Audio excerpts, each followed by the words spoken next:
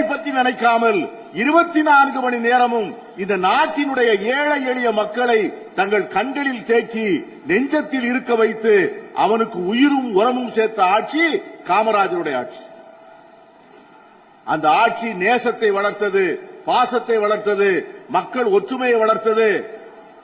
இன்னைக்கு அவற்றுக்கெல்லாம் இடைஞ்சல் வந்திருக்கிறது. இந்த அண்ணா திராவிட முன்னேற்ற கழகத்தினுடைய பொதுச் செயலாளராக இருக்கின்ற எடப்பாடி பழனிசாமி அவர்கள் எவ்வளவு தூரம் பாஜகவினுடைய ஊதுகுழலாக மாறியிருக்கிறார் என்று சொன்னால், ஆலயங்கள் கல்வி நிலையங்களை ஆரம்பிப்பது சரி என்று சொல்லக்கூடிய அளவிற்கு அவர் இன்று பாஜகவினுடைய சேல்ஸ்மேனாக மாறியிருக்கிறார்.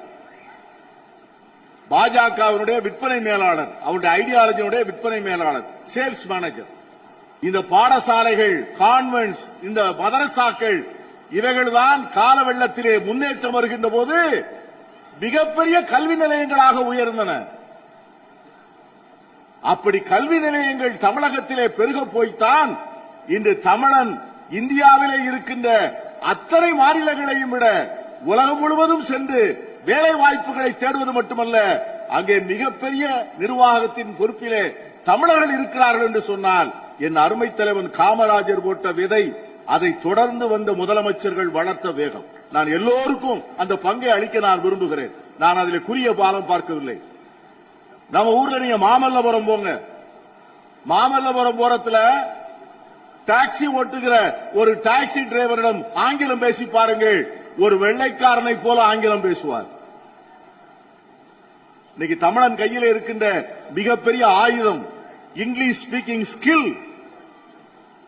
அது it is not a language. Speaking English is a skill. ஆங்கிலம் பேசுவது ஒரு திறமை.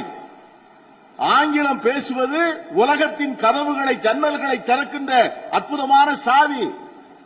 தமிழனை, தமிழ் மொழியை உலகுக்கு உயர்த்தி காண்பிப்பதற்கு ஆங்கில அறிவு வேண்டும், ஆங்கில புலமை வேண்டும். அந்த ஆங்கில அறிவும் புலமையும் இருப்பதால் தான் தமிழன் இன்று இந்தியாவிலே எங்கே போனாலும் தேடுகிறார்கள்.